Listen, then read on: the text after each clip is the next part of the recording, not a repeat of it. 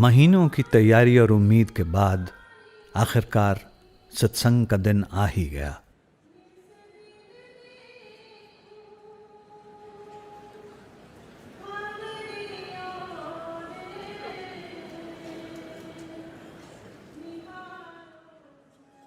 Hall के अंदर सेवादार संगत का स्वागत करते हैं और ये ध्यान रखते हैं कि संगत आराम से बैठ सके।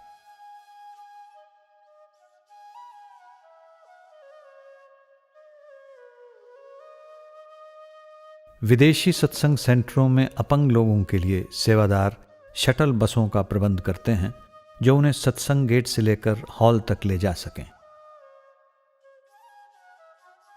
सभी सेंटरों में सेवा के इच्छुक डॉक्टर्स और नर्सेस इमरजेंसी की हालत में सहायता के लिए तैयार रहते हैं। ऑडियो और वीडियो सेवादार इस बात का ध्यान रखते हैं कि सद्गुरु का सत्संग पूरे हॉल में स्पष्ट सुनाई दे और बड़े स्क्रीनों पर उनकी तस्वीर साफ दिखाई दे।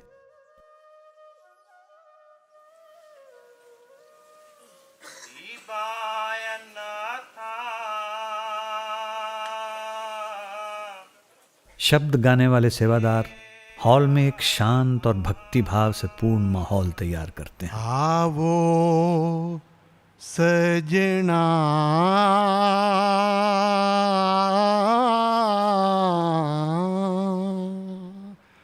हो देखा दर्शन तेरा राम।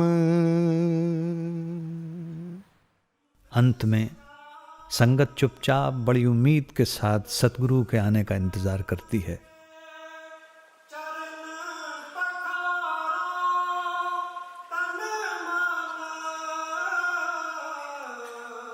स्टेज पर उनका आना एक खुशगवार पल है जो सतगुरु और उनकी संगत के लिए बेहद निजी पल है।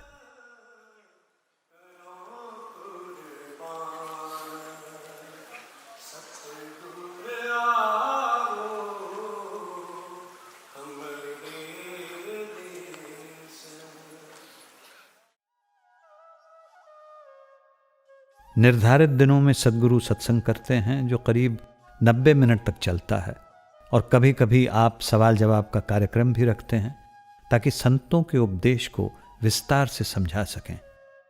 अक्सर आपके उत्तर हास्य से भरपूर होते हैं जिन्हें सुनकर संगत हंस हंस कर लोटपोट हो जाती है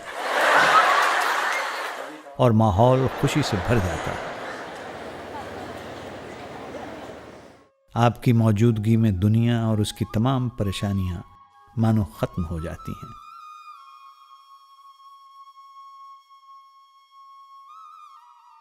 डेरे में तथा कई अंतर्राष्ट्रीय केंद्रों में सेवादार विभिन्न भाषाओं में सत्संग का अनुवाद करते हैं। Su principio empezó por el Sadguru, por el maestro, por eso quiero sacrificar। कुछ केंद्रों में कम सुनने वाले लोगों के लिए एक खास स्थान निर्धारित किया जाता है। अधिकतर अंतर्राष्ट्रीय केंद्रों में सत्संग के दौरान 10 साल से कम उम्र के बच्चों के लिए फैमिली एरिया की सुविधा उपलब्ध है। हालांकि हर बच्चे के साथ उनके माता पिता या कोई जानने वाले होते हैं, फिर भी एक सुरक्षित माहौल बनाए रखने के लिए सेवादार मौजूद होते हैं। ज़्यादातर केंद्रों में सतगुरु के सत्संग की लाइव ऑडियो स्ट्रीमिंग उपलब्ध होती है जिसे माता पिता और गार्जियंस हेडसेट्स द्वारा सुन सकते हैं। बच्चों के मनोरंजन के लिए सेवादार कई साधन भी उपलब्ध कराते हैं।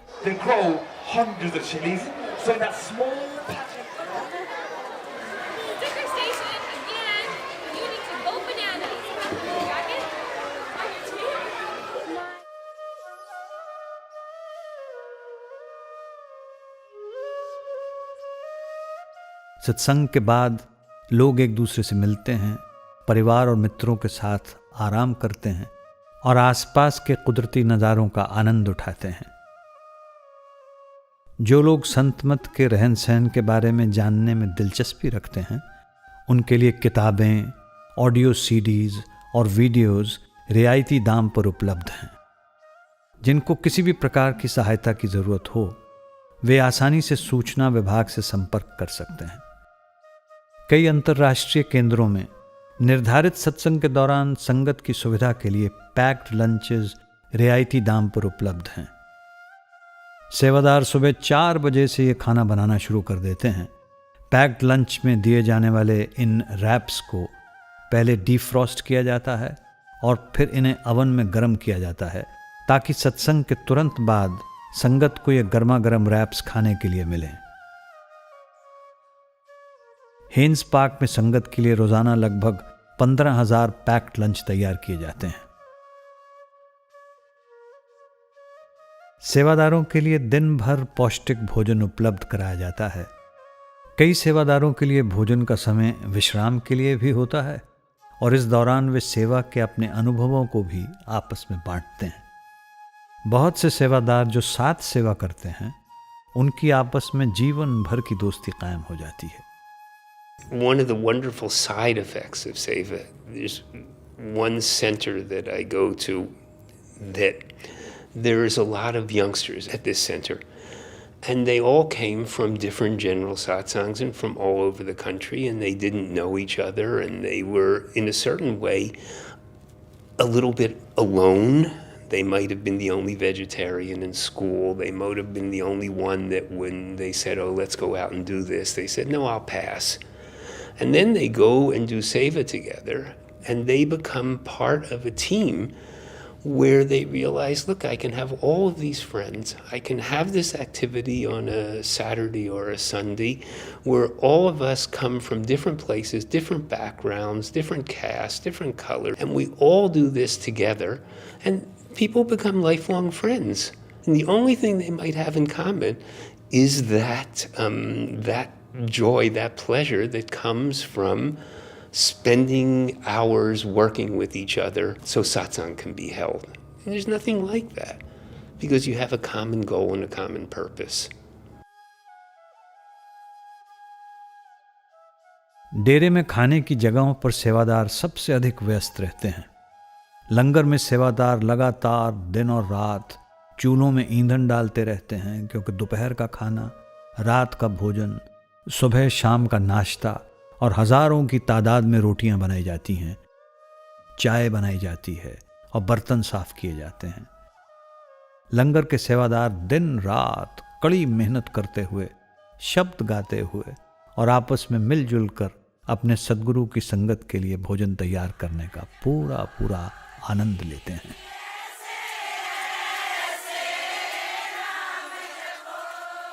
एक बार शाम की मीटिंग में एक महिला ने सद्गुरु से कहा कि कई बार ये देखा गया है कि सेवादार देर रात तक जागते रहते हैं, कठिन परिस्थितियों में काम करते हैं और उन्हें असुविधा भी होती है। उसने आगे पूछा कि क्या कुछ हद तक असुविधा सहन करना सेवा का स्वाभाविक अंग है? सद्गुरु उसकी बात से सहमत नहीं हुए और आपने कहा कि सेवादार भी शायद इस बात से सहमत नहीं होंगे। वे कहेंगे, कैसी असुविधा? और आगे कहा कि अगर कोई उन्हें इस सेवा से हटाने की या फिर इससे होने वाली असुविधा से दूर करने की कोशिश करे तो वे इनकार कर देंगे। आपने उन सेवादारों के बारे में बात की जो जून के महीने में लंगर में रोटियां पकाते हैं। वे देर रात तक जागकर इतनी तपती हुई गर्मी में लंबे समय तक सेवा करते हैं। आपने कहा कि जब वे रात को 2 या 3 बजे डेरे का चक्कर लगाने के लिए निकले तो उन्होंने देखा कि उनमें से कई लोग भजन बंदगी में बैठे थे।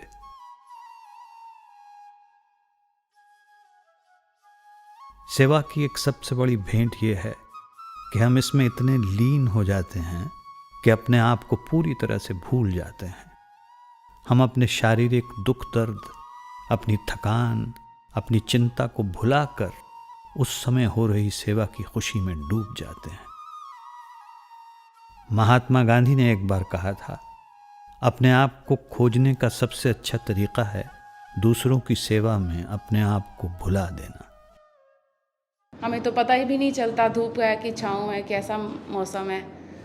हम तो अपनी सेवा में लगे रहते हैं और सेवा करते रहते हैं। नहीं, टायर्ड बिल्कुल नहीं, टायर्ड नहीं फील होता ही नहीं है। बाबा जी की दया से पता नहीं अलग सा महसूस होता है, जैसे कि हम पता नहीं कहाँ आ गए हैं, क्या यहाँ पर क्या माहौल है, इसका हम बता भी नहीं सकते। जब बाबा जी शाम को सुबह यहाँ दर्शन देने आते हैं तो जब वो दर्शन दे के जाते हैं तो इतनी एनर्जी मिलती है, प्यार मिलता है, तो सेवा करने का बहुत मन करता है।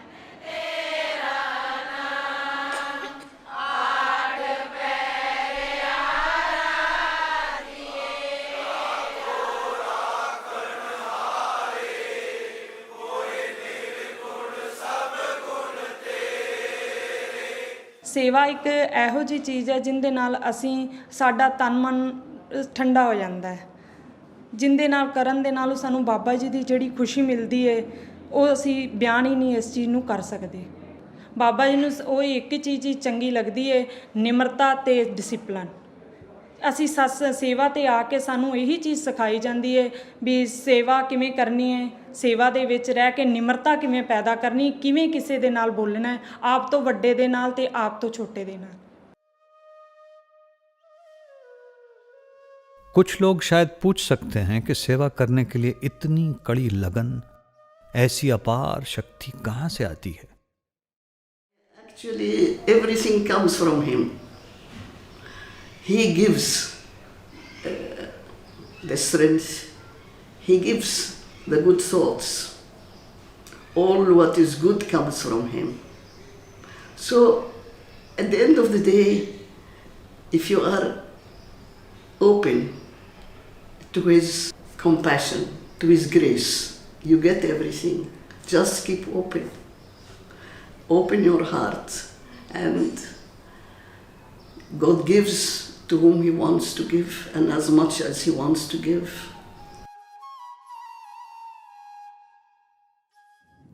There is an anecdote that comes to mind of Hazur Maharaji during the time of the eye camp. And he brought Dr. Power to the evening meeting with the Westerners. And he introduced Dr. Power. He sat him next to him. He said, all are quite familiar with Dr. Power's name. He is associated with our eye camp right from the inception. He is dedicated to the cause of eliminating blindness. He is well-known eye surgeon. Nobody can doubt that. Over and above, he is very humble. He is very lovable and a kind person. He is unconscious of his greatness. I have nothing else to say. that was a beautiful moment in the life of a Sevadar that had given everything, completely forgotten what he was about. And the Master saying he is not even conscious of the greatness of his service.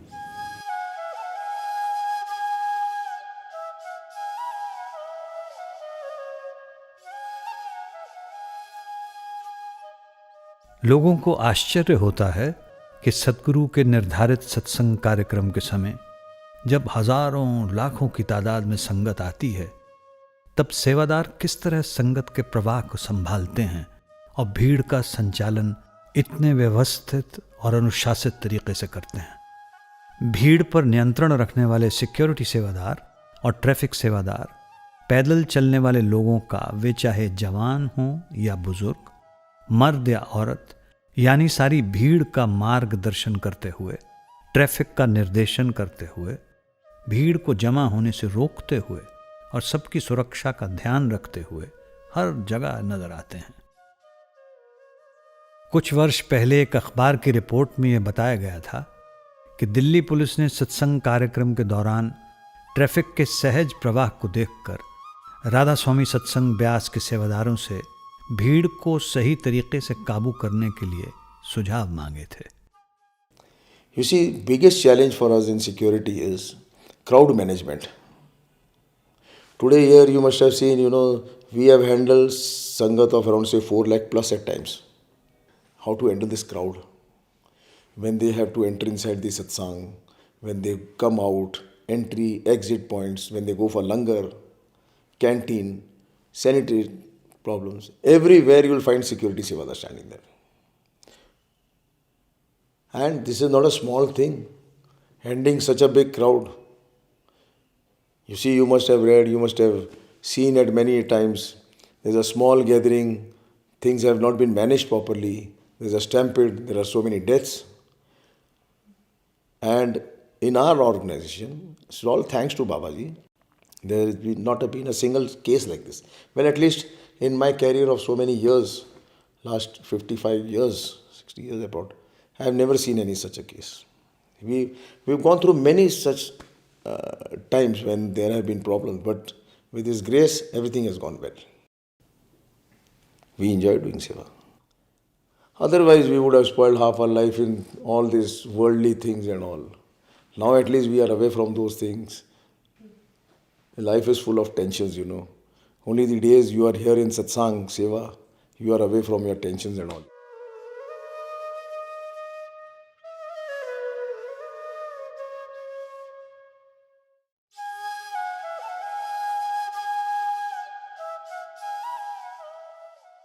जब यहाँ आने वाली संगत की संख्या 5 लाख के करीब हो जाती है, तब सफाई और स्वच्छता बेहद ज़रूरी होती है।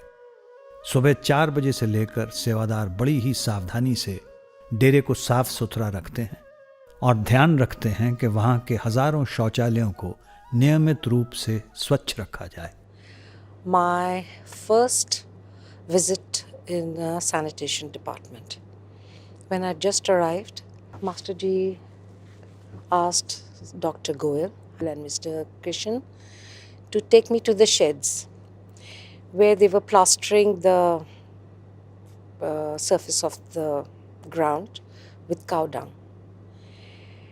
And first I didn't want to, but because I was assigned to go there, I went with these 2 people. The minute I landed near shed, there was such a strong smell of cow dung that I just wanted to run away. And these people realized that I was very uncomfortable, but they sort of asked me to move a little forward. I entered the sheds, combed my way through, and my life changed. I saw a definite pattern of movement. I saw everybody singing Shabads, smiling, knee deep in cow dung. I was amazed. I felt embarrassed that look at these people. I mean, it was pure joy just doing that plastering of the ground. And I think I'll never forget that scene, and I'll never forget what Seva really means.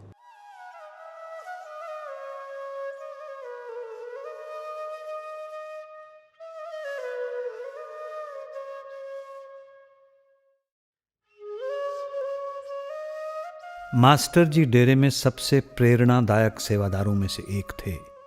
कई सालों तक sanitation department के head थे।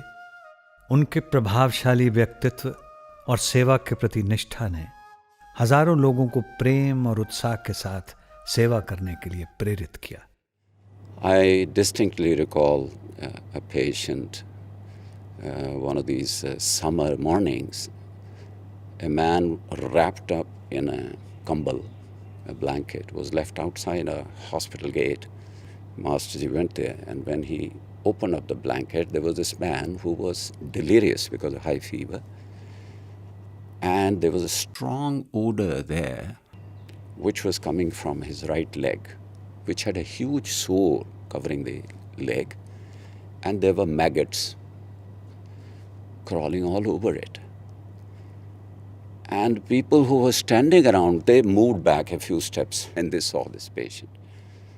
But Master Puran Singh just picked him up like that, with great care, love, affection, holding him next to his chest and brought him into the hospital, where we cleaned up that wound with Sevlon, removed the maggots. Then we took him to the bathroom which was there, gave him a shower, and then he was admitted to the medical ward. And a few days later, his fever came down, and his maggots disappeared, and his wound started healing. Because whenever there was an issue with a patient in the emergency or on the wards or in the OPD, we would always call for him, call Master Ji, there's a situation here. And he'll be there within minutes. And everybody wondered, does he ever sleep? because he never asked for his second in command or, off time. And we were not able to catch him sleeping, because whenever he was not actively running around, he would sit down and wrap himself with his pagdi, his turban, and so that the legs were pushed against his chest, and he will just sit in meditation. So he was a great source of inspiration, not only in terms of tenderness and compassion to patients, but also to utilization of whatever spare time you have for meditation, rather than going to sleep or relaxing yourself by watching TV or something like that. See, the best part of rotation was I started with Seva under Master Puran Singh. Their work, Seva would start at 2 a.m. and end at 6 p.m. And they were all never out of energy and full of mud. And the amount of effort they put in and whatever I saw was amazing. He used to motivate the Sevadars. He would talk about Babaji's grace and motivational stories of saints. And then he just had a way of putting the words across, and he'd just say, go, and people would just keep working. And he used to lead from the front. When I was there, I was probably just doing half the seva what everybody else was doing. I lost about 3 kgs in about a week. So that's not bad, Later part, when near his end, during those days he was terminally ill, but he didn't give up his seva. If he'd gain consciousness in hospital, he'd want to come and report for duty. So that was very humbling. So I just hope the next generation and our generation can even be a fraction of what the seva all these people did.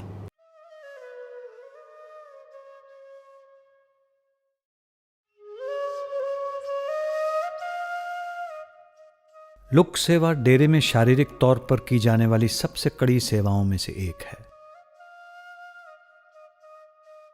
साल में सबसे ज्यादा गर्मियों के महीनों में जब तापमान 48 डिग्री सेल्सियस तक हो जाता है, तब हजारों जत्था सेवादार मिलकर सड़कों का निर्माण और उनकी मरम्मत करने में मदद करते हैं।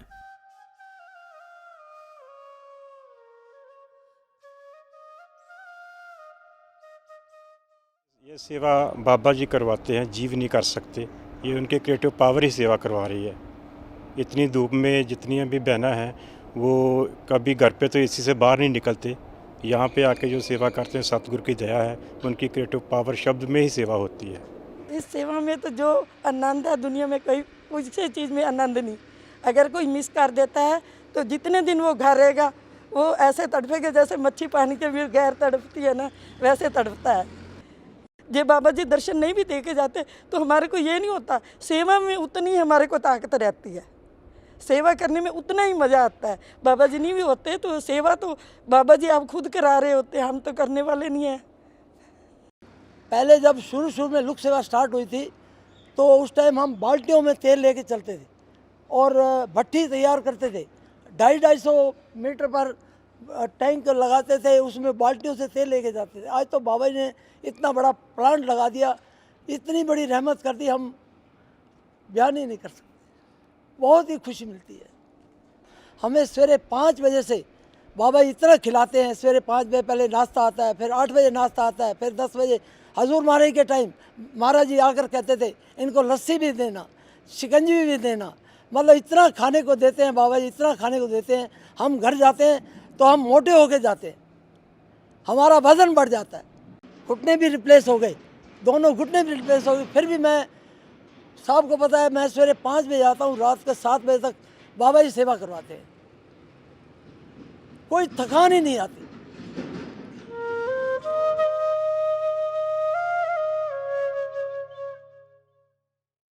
They are really very helpful and very willing workers. It is just to see to believe how they feed so many people and how they toil and work day and night and without any obligation to anybody. I even don't know who works and where they work and when they work. They just come, take their duties and do their work, pack up things, lock them, and then go back to their homes and come again next satsang. So it's really amazing the spirit with which they work.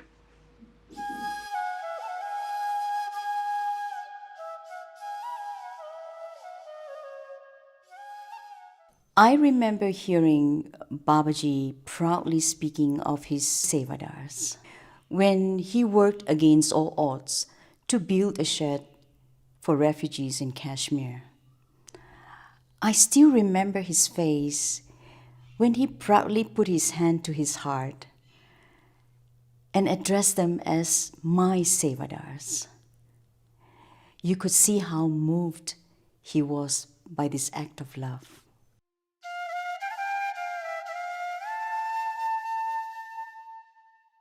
एक बार किसी ने सद्गुरु से पूछा कि सत्संग घरों के लिए दुनिया भर में ज़मीनें क्यों खरीदी जा रही हैं। आपने समझाया कि इतनी ज़मीन खरीदने का मकसद ये है कि लोग आपस में मिलजुल कर प्रेम भाव से सेवा करें और ये सीखें कि किसी का भी दिल नहीं दुखाना चाहिए, एक दूसरे का सहारा बनना चाहिए और एक दूसरे की मदद करनी चाहिए। इस भाईचारे के जरिए ही एक ही पिता की संतान होने के नाते हम सभी सेवादारों के बीच में एक अनोखा रिश्ता कायम हो जाता है।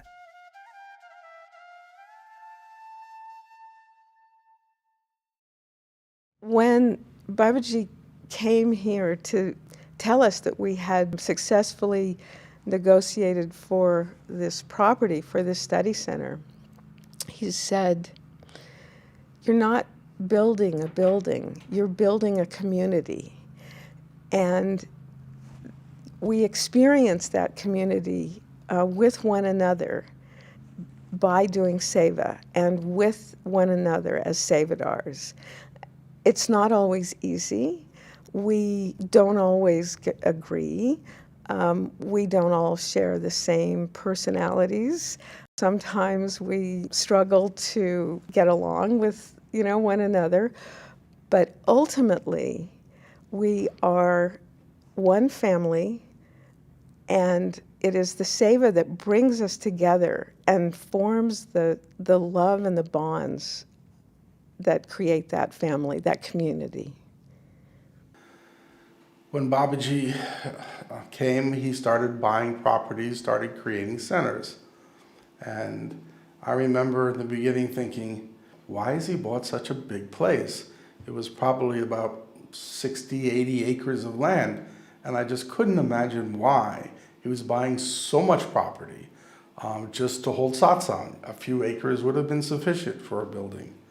So a year or two later, I went there, saw the center. Michael was the chairperson at that time. He said, what happened is that, as you know, it has a very large Indian population, and these are mostly Punjabis, and most of them are from the rural areas in Punjab. Not so much the young people, but certainly the parents were all farmers. And as they started coming here, the young people would bring their parents and their brothers and their families over. And basically, they had nothing to do. Back in India, they all did seva. Whether they were coming to the Dera to do seva or in their big satsang centers in Jalandhar or Phagwara and all these places, there was plenty of physical seva to do. Here, there was nothing. And if they were not able to do seva, they felt like an arm was missing. Something was missing from their samadhi experience. So he said what happened is we started doing vegetable farming and everything out here and leveling the land and stuff. And all of these young people, as well as their parents, would start coming out. And when they first started coming, they were all pretty bent over and tired. They'd been sitting in apartments and houses for several years. And he said within a year, they were running all over the place. They were jumping on tractors and having a great time. And he said it just gave new life to the whole Sangat. And that's when I realized that these centers, even though they seem big, they create the opportunity for people to do seva. Nobody's forced to do it. Nobody's asked to come. All they ever say is there's need for seva for this thing or this thing, and people come. So that's when I realized, actually, for many people on the path, seva is a very, very important aspect of their life. Gives them that opportunity to serve the Sangat. They're actually serving the Master by serving the Sangat. And it's their way of giving thanks to their Master for giving them everything they've gotten. Study centre के निर्माण के दौरान एक सेवादार ने एक सुंदर मिसाल देकर समझाया। वो लिखते हैं, सेंटर में स्टील की दीवार को जोड़ने के लिए तकरीबन 90,000 से अधिक मेटल स्क्रूज का उपयोग किया गया था। एक मेटल स्क्रू में कितनी ताकत हो सकती है? शायद कुछ खास नहीं, परंतु क्या होगा अगर आप एक मेटल स्क्रू से दूसरे को, दूसरे से तीसरे को बड़ी सावधानी से, ध्यानपूर्वक एक ख़ास मकसद को पूरा करने के लिए एक लंबे समय तक लगाते जाएंगे, जब तक कि आप 90,000 स्क्रूज को मजबूती से लगा नहीं लेते। नतीजा ये होगा कि आप एक बड़ी इमारत का निर्माण कर लेंगे। इसी तरह सिमरन के 5 शब्दों को अपने अंदर बार बार दोहराते रहने का क्या असर हो सकता है? सिमरन को एक बार दोहराने का शायद कोई लाभ न हो, परंतु जब हम उस सिमरन को दूसरी और तीसरी बार दोहराते हैं और बार बार दोहराते हैं, ध्यानपूर्वक लंबे समय तक एक ख़ास मकसद के लिए, तब हम एक इमारत नहीं बनाते हैं, बल्कि अपनी चेतनता को ऊंचाई पर ले जाते हैं।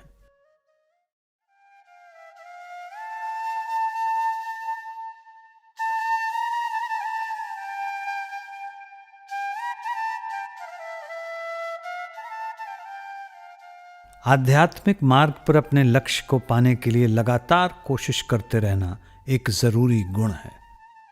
सेवा से शिष्य को यह सीख मिलती है कि लगातार कोशिश करते रहने से सफलता जरूर हासिल होगी। सेवा में सबको चुनौतियों का सामना करना पड़ता है। जब हमारे सब्र का इम्तिहान लिया जाता है और सेवा को छोड़ देना ही आसान लगता है, इन परिस्थितियों में ही शिष्य हार न मानना सीखता है। तभी हमारे अंदर आत्मबल पैदा होता है और हम आसानी से हार नहीं मानते। इसलिए संत कहते हैं कि हम सबको सेवा की जरूरत है, और इसलिए लोग इसे अपना सौभाग्य मानते हैं कि उन्हें सेवा करने का मौका मिला है।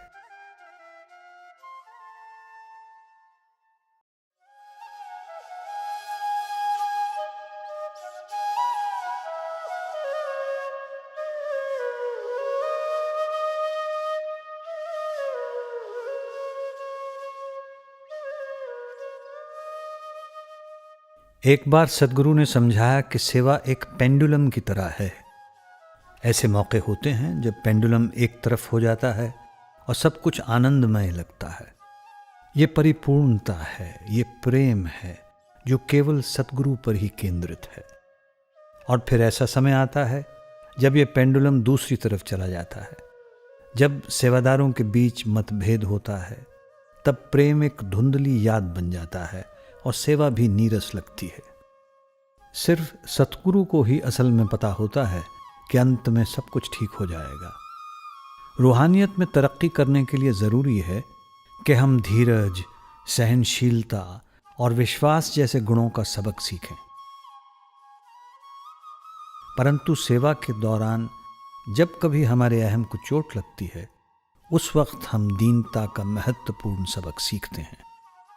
As a Sevadar, anyone first and foremost should have the faith and know that no matter what, he is watching, whether he's there or not at that point in time, but he's definitely watching. Have the faith, wo yaqeen, which we say or talk about in satsang, that bharosa and trust, and know that you're doing it for him, you're doing it for the sangat, you're doing it for his love and nothing else. And you have to let go. You have to remove the I of the I, basically, and just let go and forget about everything else. एक बार किसी सेवादार ने हुजूर से पूछा, जब हमें लगे कि सेवा करते समय हमारे अंदर अहंकार पैदा हो रहा है, तब क्या हमें वो सेवा छोड़ देनी चाहिए? हुजूर ने उत्तर दिया, You should give up that ego rather than seva. Seva will help you to create humility sooner or later. But give up the ego which you think is attached to your type of seva. By running away from the situation, we don't solve any problem. We have to tackle the situation. कभी कभी सेवादार सोच सकते हैं कि उन्हें कोई खास सेवा उनकी योग्यता, प्रतिभा या शिक्षा के कारण दी गई है। उन्हें अपने अंदर वे गुण होने का गर्व भी महसूस हो सकता है जिनको वो समझते हैं कि उनमें हैं। परंतु बड़े महाराज जी कहा करते थे कि अगर मालिक चाहे तो वो अपना काम पत्थरों से भी करवा सकता है। One of the biggest lessons I learned was years ago. I was given a seva to stand by one of the entrances where the people were all coming into the satsang during one of the big satsang weekends. And my job was very simple. I was standing at the top of the stairs and dividing the crowd as they came in, gents to the left, ladies to the right. That's all I did. And Sevadar came up to me and said that Mr. Mehta wanted to speak to me, and can I please come right away? And I said, okay, fine, get somebody to take my place. And he said, no, don't worry about it. We'll cover it. We'll take care of it. You just go. I said, okay, fine.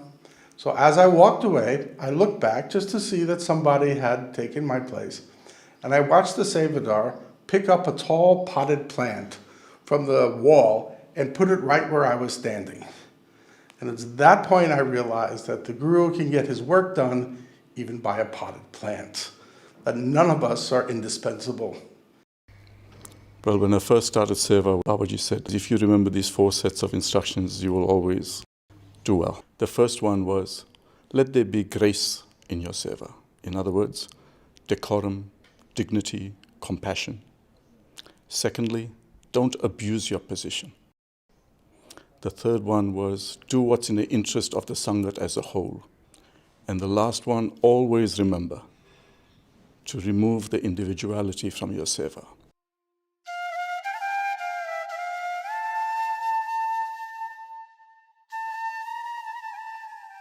जब कोई नम्रता पूर्वक सेवा करता है तब वो जान लेता है कि असल में सब कुछ करने कराने वाला मालिक है। हम तो महज उनके हाथों की कठपुतलियां हैं। हमने अक्सर सेवादारों को यह कहते सुना है कि उनकी दया मेहर से यह सब मुमकिन हुआ है। Every sevadar of every department feels that he has come and done the seva through us. We have to put in our effort, we have to practice, but at that moment when you're on the hot seat, whether it's singing or translation or construction or publications, a word will be thrown into your mind when you need it, or the note will come to you when you can't find it. And we know it's him. We know it's him. He worships himself through us. I've come to understand that only through Seva, because I haven't reached the meditation part yet. But Seva, he's allowed us to see that he comes and he is the master of his own show.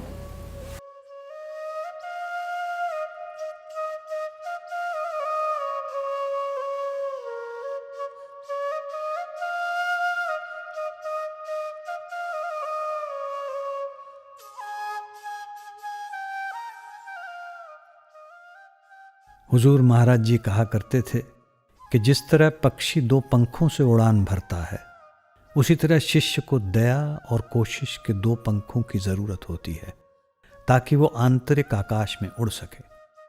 सेवा में भी दया और कोशिश करने की यह दिव्य विधि लागू होती है।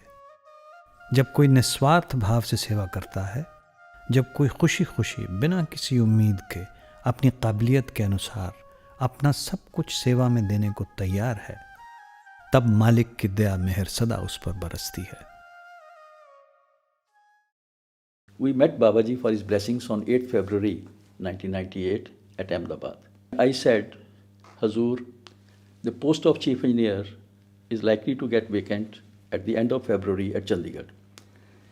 if I get posted at Chandigarh, it will provide an opportunity to me to be near Dera and to do Seva. Babaji replied, wherever you are posted, take it as the will of the Lord, Seva, whatever and to whatever extent is required to be taken, it will be God done through you. In retrospect, I realize it was his ordain, because at that point of time, I never imagined I will be coming to Dera for Seva. It is his grace only. He is the doer, he gets the things done. Honestly speaking, the only effort on my part was to accept any kind of seva, whether of engineering or satsang or administrative, being thankful to him, taking it as his grace. If you're offered seva, do it. Don't think about if you're worthy or if you're qualified or if you're good enough to do it. Just do it. Do your best to do it to the best of your ability and have faith that he will carry it out the way he would like to see it done.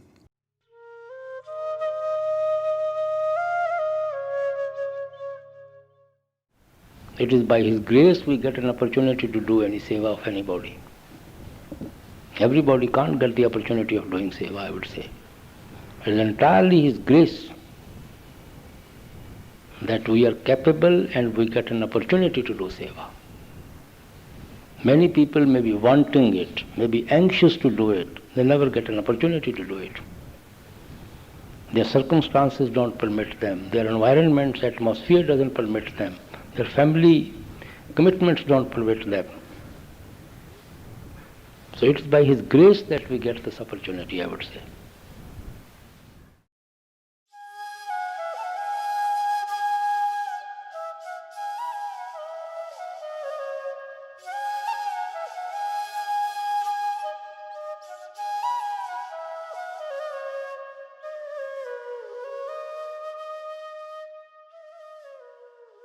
आखिरकार गुरु का असीम प्रेम ही हर सेवादार को प्रेरित करता है।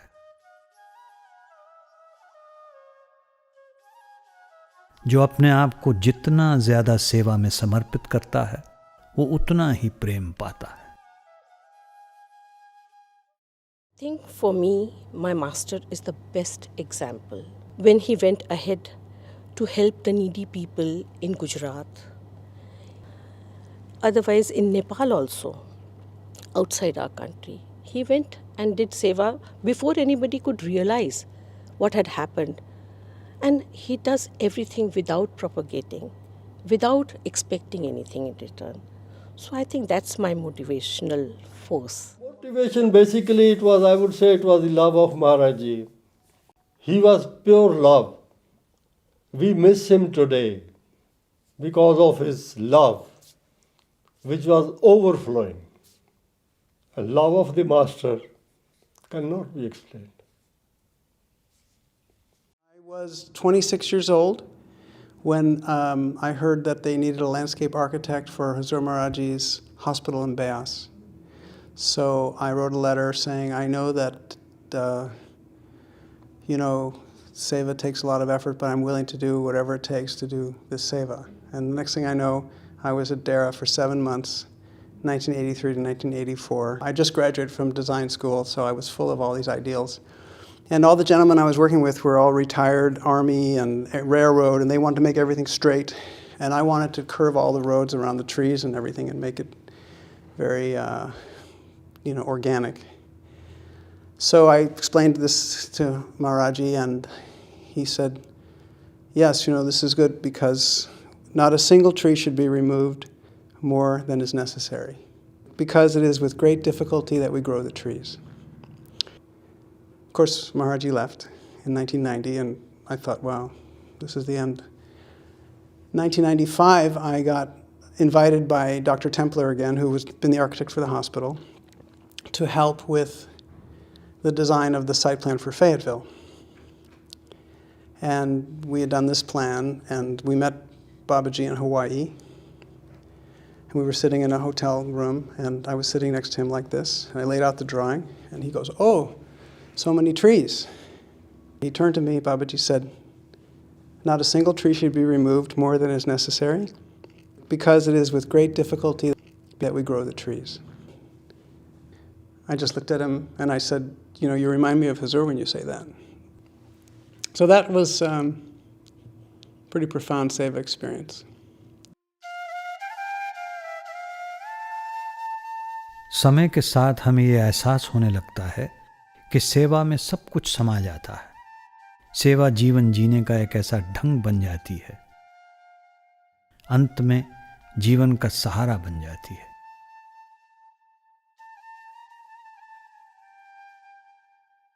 कुछ सेवादारों से पूछा गया कि सेवा के बिना उनकी जिंदगी कैसी होती। A patient's life without the doctor, without his medication, painful. A hole in the heart. I die. I think I'd say, yeah, pointless. It would be pointless without Seva. जब सेवा ना होए तो कुछ नहीं।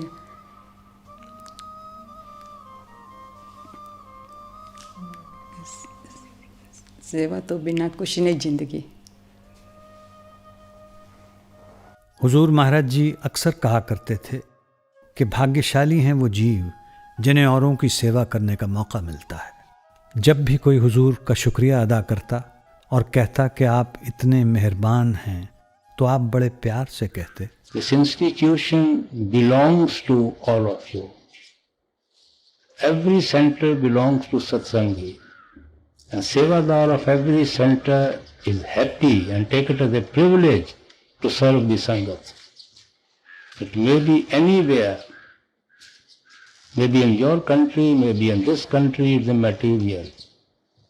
Because Babaji Maharaj and the great master laid the foundation of Santmat on love and devotion, on service, on humility, on bhajan and simran.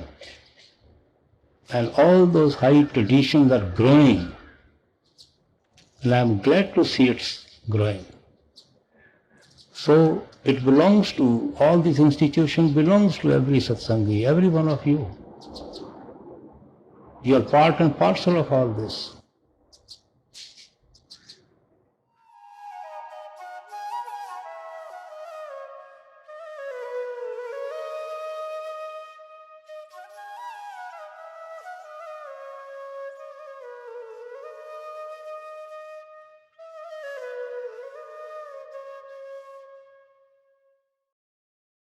कई सेवादार सत्संग प्रोग्राम के दौरान सेवा करते हैं, इसलिए उन्हें सत्संग सुनने का और सद्गुरु के दर्शन करने का मौका नहीं मिलता। निष्काम भाव से की गई सेवा की एक अनोखी दात ये है कि जब सेवादार अपने अंदर प्रेम और विरह महसूस करता है, तब वो चाहे जहां भी हो अपने सतगुरु की मौजूदगी को महसूस करता है। प्रेम के मार्ग पर प्रीतम के बिछोड़े का दर्द अति आवश्यक है। सद्गुरु हर दिल की तड़प का हाल जानते हैं, इसलिए हर सत्संग प्रोग्राम के अंत में वे सेवादारों को अपने प्रेम से भरी एक अनमोल भेंट देते हैं। यही सेवादारों के जीने का सहारा है, वो अमृत जो हर दिल में उठने वाली चाहत की प्यास को बुझाता है। रख दिया मन तेरे चरणों में, दृढ़ विश्वास अब तुझ पर मेरा,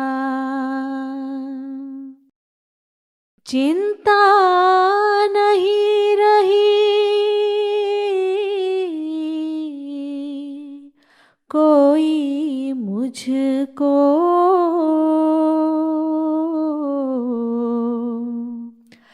पक्का निश्चय है ये मेरा। चाहे तारे चाहे डुबो दे, सदा कहा मानूंगा तेरा। मांगू ना मैं कभी भी कुछ भी,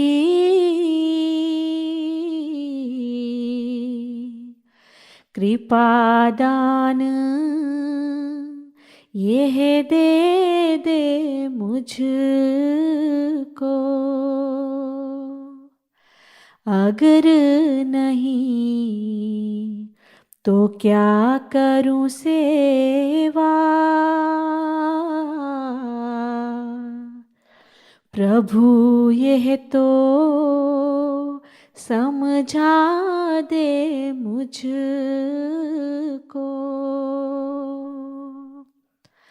करूं मैं कुछ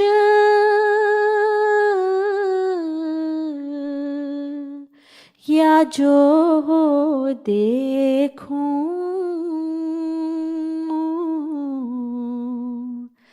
तू का कहे ये बता दे मुझको। रख दिया मन तेरे चरणों में, दृढ़ विश्वास अब तुझ पर मेरा। दृढ़ विश्वास अब तुझ पर मेरा।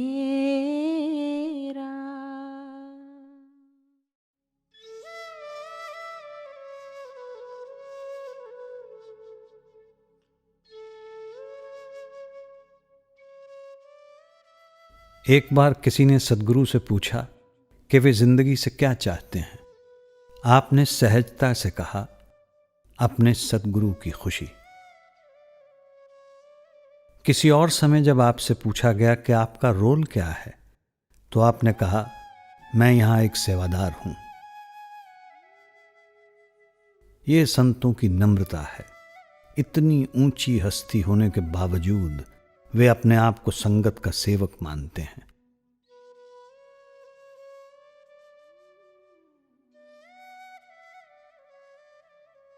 हुजूर महाराज जी ने एक बार कहा था, मैं परमात्मा का दास हूं और परमात्मा हर एक के अंदर है।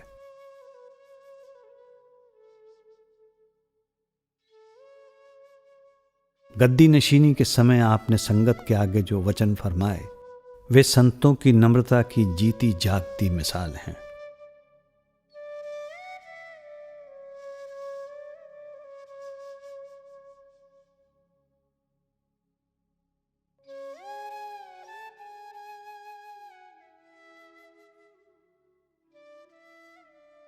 हुजूर महाराज जी के प्रति मेरा प्यार, सरदार बहादुर जी का हुक्म और संगत का प्रेम मुझे मजबूर करता है कि डेरे की संगत की सेवा करने का जो हुक्म सरदार बहादुर जी मुझे दे गए हैं, उसका पालन करने की पूरी कोशिश करूं। लेकिन जब मैं अपने आप पर और अपनी कमज़ोरियों पर नज़र डालता हूं, तो मन में संकोच होता है कि क्या मैं इतनी ऊंची जिम्मेदारी निभाने के काबिल हूं भी या नहीं। हुजूर महाराज जी के प्रति संगत के विश्वास और प्रेम से मजबूर होकर मैंने अपने आप को संगत के हवाले कर दिया है। अब संगत जैसा मुनासिब समझे कर सकती है।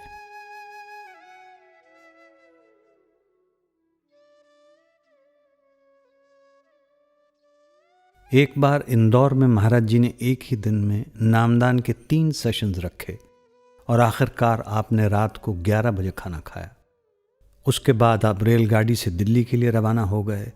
रात भर सफ़र किया ताकि अगले दिन आप दिल्ली में सत्संग दे सकें। फिर दिल्ली से आप ब्यास के लिए रवाना हो गए ताकि आप भंडारे के लिए समय पर पहुंच सकें।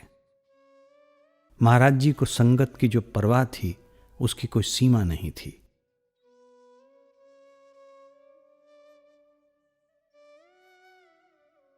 जब उन्हें पहली बार दिल का दौरा पड़ा तो उन्होंने अपने डॉक्टर को समझाया कि वो अपने निर्धारित कार्यक्रम की कटौती क्यों नहीं कर सकते हैं। आपने कहा, डॉक्टर साहब, जब मछुआरा मछलियों को अपने जाल में आकर्षित करने के लिए पानी में चारा फेंकता है और अगर उसके जाल में बहुत ज़्यादा मछलियां आ जाती हैं तो वो ये कहकर जाल को खींचने से इनकार नहीं करता कि जाल बहुत भारी है। ये तो उसे पानी में चारा डालने से पहले सोचना चाहिए था। अब तो पूरा बोझ उठाने के सिवाय उसके पास कोई चारा नहीं है। अब इन आत्माओं को नाम दान देने के अलावा और कोई रास्ता नहीं है। आप फिक्र न करें, मैं ठीक रहूंगा। बड़े महाराज जी का काम करने में मुझे कभी थकान नहीं होती।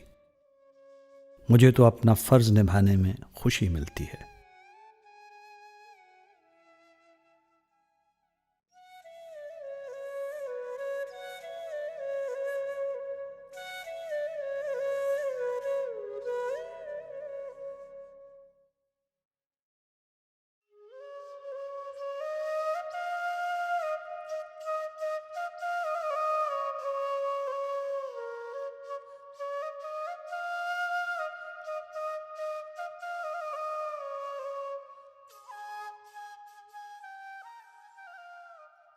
लगातार 40 वर्षों तक हुजूर महाराज जी ने दिलो जान से अपना जीवन अपने सद्गुरु की दी गई सेवा में अर्पित कर दिया।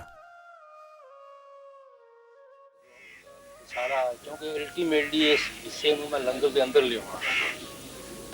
लंगर का पल्ला लेवल है ना, वो भी देख लेना, शूट कर देगा। हाँ, तो उस आपने ऑफिस के आखिरी दिन मेज पर रखी अपनी डायरी में लिखा, अपने गुरु, अपने पूर्ण सद्गुरु की सेवा में।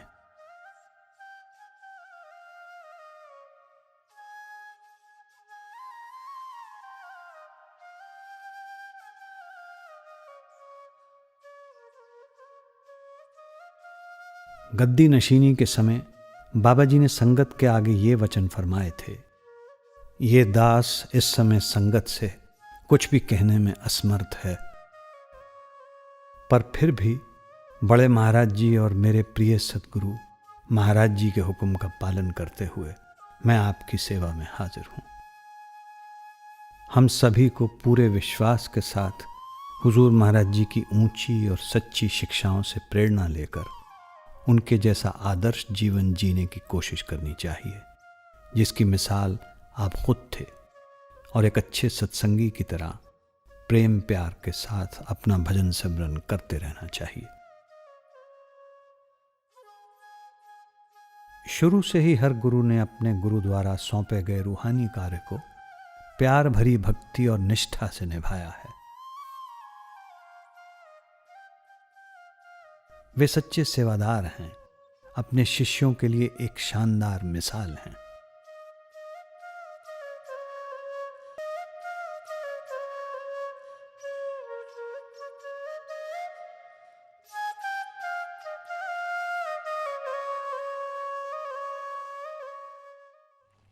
I think all through his life, the Master has given his premiers to Seva, to Satsang, and to the Sangat. So if we can do anything on our part, is just give our best, put in our best foot forward, and have that faith that he will carry through. He will take you through whichever way it is. He's driving, he's flying you, he's holding you. That's it. जैसा कि बाबा जी ने और सभी संतों महात्माओं ने हमें सिखाया है कि रूहानी मार्ग पर सफर करता हुआ हर एक शिष्य एक सेवादार है, अपनी आत्मा का सेवादार। बड़े महाराज जी ने कहा है, गुरु की सबसे बड़ी सेवा उनके बताए गए रूहानी अभ्यास को प्रेम तथा विश्वास के साथ करना है, क्योंकि ऐसा करने से आप गुरु का काम करते हैं। आपको सचखंड ले जाने की उनकी जिम्मेदारी निभाने में आप उनकी सहायता करते हैं। Sister, service to Master is to follow the teachings, follow his instructions, to attend to your meditation, to live the way of Santmat. That is service to the Master. As Christ said, that sower is happy, and where the seed is sown, he is also happy. Gardener, when he is able to see a tree bearing fruit, he becomes happy. And the tree naturally, when it gives fruit, it's happy. So the real service of the Master is to attend to your meditation and to change your way of life according to the Santmat principles. That's the only service to the Master. सतगुर की सेवा सफल है जे को करे चित लाए मन चिंदिया फल पावना हाँ मैं विच हो जाए बंधन तोड़े मुक्त होए सच्चे रहे समाए सतगुर की सेवा सफल है जे को करे चित लाए इस जग में है नाम अलभ है गुरमुख वसै मन आए नानक जो गुर सेव है आपना पाँव तिन बलिहार जाओ सतगुर की सेवा सफल है जे को करे चित ला